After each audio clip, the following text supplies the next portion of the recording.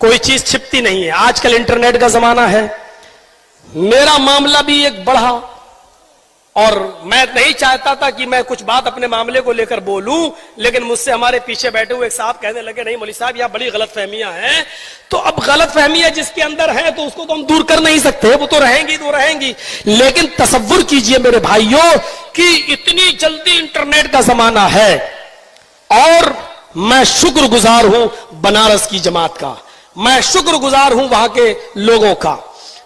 یقین کیجئے ایک شخص سے ہماری اٹاوا میں راجنیتک لڑائی کہہ لو, سیاسی لڑائی کہہ لو, یہ 10 سال سے چلی آ رہی ہے. بدقسمتی سے وہ بھی مولوی ہے. نام لینے کی ضرورت نہیں ہے, آپ لوگ سمجھ گئے ہوں گے. اور اس نے اپنا وہ چولا بدلتا رہتا ہے. مئو میں بھی آیا تھا, اس کو دیوبندی لوگ بلاتے ہیں تو وہ دیوبندی بن جاتا ہے, بریلوی بلاتے ہیں تو وہ بریلوی بن جاتا ہے, شیعہ بلاتے ہیں تو وہ شیعہ بن جاتا ہے. اٹاوا میں جینیوں نے بلایا تو وہ جینی بھی بن گیا, اور جہاں شیو لنگ بنتے ہیں وہاں جا کر وہ ماتھا بھی ٹیک لیتا ہے اور وہ ٹیکا بھی لگا لیتا ہے. اس کو پیسہ چاہیے این جی او کے نام پر کہ میں نے اتنے غیر مسلموں کو مسلمان کیا, میرا اتنا بڑا این جی او چل رہا ہے, اتنا بڑا مدرسہ, جبکہ سب جھوٹ ہے, سب فراڈ ہے. چونکہ میں پورے مغربی یو پی کا امیر ہوں, میں اس کو تصدیق لکھ کر نہیں دیتا ہوں. میں کہتا ہوں تمہارے پاس 2 بچے جب مدرسے میں نہیں پڑھ رہے تو میں کیوں لکھ کر دوں. تو وہ 10 سال سے یہ دشمنی چلی آ رہی ہے کہ یہ میرا باہر چندہ نہیں ہونے دیتا ہے, جہاں ہوتا ہے وہاں روک دیتا ہے, اور جب کوئی تلاش کرنے آتا ہے میرا معاملہ تو یہ کہہ دیتا ہے یہاں کچھ نہیں. تو بہت سے معاملات میں اس نے ہمیں پھنسانا چاہا, لیکن جب کوئی دال نہیں گلی تو اس نے بنارس کی ایک لڑکی کو جو دماغ سے پاگل ہے, 6 سال سے اس کا دماغ کا علاج چل رہا ہے, وہ فجر کی نماز پڑھ کر فجر کی نماز کے ٹائم اذان کے بعد وہ نکلتی ہے, اور اٹاوا کا وہ مولوی 4 لوگوں کے ساتھ 4 4 ویلر یعنی 4 پہیے والی گاڑی لے کر گول گڈھا پہ کھڑا ہو جاتا ہے اور اس لڑکی کو فون کر کے بلاتا ہے. وہ لڑکی صبح فجر کی نماز کے ٹائم پر گول گڈھا پہنچتی ہے, جلالی پورے کی رہنے والی ہے, اور اس لڑکی کو ٹاٹا سومو میں اپنی 4 ویلر گاڑی پر بٹھال کر اٹاوا لاتا ہے, اور 4 دن ان 4 لوگوں نے اس کو اپنے پاس رکھا. کرہل, مین پوری اور اٹاوا, اس کو بہت سی جگہ گھمایا اور اس کو پڑھایا, لکھایا, سمجھایا, اس کے دماغ میں بات بھر دی, اور وہ اس کو یہاں بھیج دیا ٹرین پہ بٹھا کر, اور اٹاوا کی پولیس اس کو لے کر آئی. اٹاوا کی پولیس کی دماغ سے پاگل ہے, اس کو اس کے گھر تک پہنچے تو اس کو تھانے میں لے کے آئی. جب جیت پورا تھانے میں لے کے آئی تو وہ 4 دن میں بہت کچھ سیکھ چکی تھی, اور 4 دن میں سیکھنے کے بعد اس نے جیت پورا تھانے میں ہمارے خلاف FIR درج کی کہ مولانا جرجیس میرے گھر آئے 19/11/2015 کو, اور انہوں نے میرا زبردستی منہ پکڑا دن میں 2 بجے اور میرے ساتھ غلط کام کیا. لیکن اللہ جزائے خیر دے اس کے ماں باپ کو. اس لڑکی کو ایک طرف بٹھال کر جب اس کے ماں باپ کو بلایا تو اس کے ماں باپ سے پوچھا کہ تم مولانا جرجیس کو جانتے ہو؟ انہوں نے کہا کہ ہاں جلسہ کرنے آتے ہیں, میں جانتا ہوں, مشہور آدمی ہے. کہا نہیں, تمہارے گھر کبھی آئے؟ کہا نہیں, ہمارے گھر تو نہیں آئے. کہا تمہاری لڑکی بول رہی ہے کہ میرے گھر پہ آئے اور 2 بجے دن میں 19/11/2015 کو میرے ساتھ غلط کام کیا. تو کہنے لگے صاحب وہ تو دماغ سے پاگل ہے, وہ تو کئی دن گھر سے بھاگ جاتی ہے اور کئی مرتبہ بھاگی ہے. ابھی بھی دیکھیے 4-6 دن سے غائب تھی, اور میں نے اس لیے FIR نہیں کی کہ وہ تو اس کی عادت ہے چلی جانے کی. ہم مولانا جرجیس کو بالکل بے قصور مانتے ہیں, وہ ہمارے گھر کبھی نہیں آئے. یہ باقاعدہ 4 شیٹ پر پولیس نے لکھا ہے. لیکن لڑکی کے دماغ میں بھر دیا یا پیسہ دے دیا اس کو اتنا. اب وہ لڑکی کا جب 164 کا بیان ہوا, قلم بند بیان جس کو بولتے ہیں, اس میں اس لڑکی نے 15 دن کے بعد دوسرا بیان دیا. اس نے میں کہا مجسٹریٹ کے سامنے کہ مولانا جرجیس کبھی میرے گھر نہیں آئے, مجھے بنارس میں جب جلسہ کرنے آتے تھے تو مجھے ہوٹلوں میں بلاتے تھے اور ہوٹل میں میرے ساتھ غلط کام کرتے تھے, اور میں 2 سال سے میرے ساتھ زبردستی کر رہے ہیں. تو جج نے پوچھا بھی اس سے, میڈم زبردستی ایک بار ہوتی ہے, بار بار تو نہیں ہوتی, 2 سال سے زبردستی ہو رہی تمہارے ساتھ؟ تو کہا نہیں, وہ کہہ رہے ہم شادی کر لیں گے اور اب شادی نہیں کر رہے ہیں. تو بس اس بیان کو لکھ کر اس نے جیت پورا تھانے کو الرٹ کر دیا کہ آپ جو ہے تفتیش کریے کون سی ہوٹل تھی کون سی. اب لڑکی سے پوچھا جا رہا ہے کہ کون سی ہوٹل تھی, کس ہوٹل میں تم گئی ہو, 2 سال سے تم ہوٹل جا رہی ہو.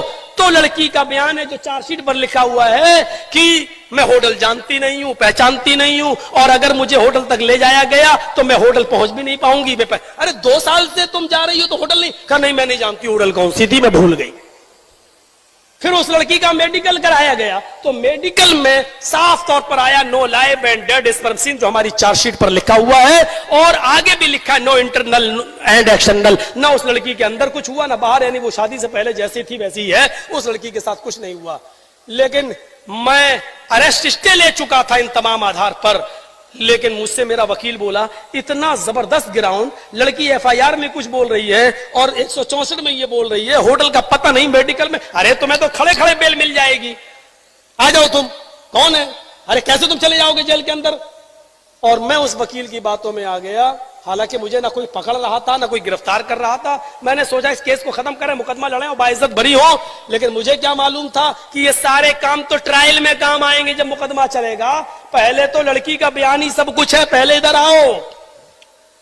اور جیسے ہی میں نے سرنڈر کیا اپنے آپ کو, وہ میرے خلاف اتنے وکیل کھڑے ہو گئے, اور پورا وشو ہندو پریشد, بجرنگ دل, یہ سب آسارام اندر جا سکتا ہے تو مولوی کیوں نہیں جا سکتا, یہ وہ ہنگامہ نہ, دنیا بھر کی باتیں شروع ہوئی.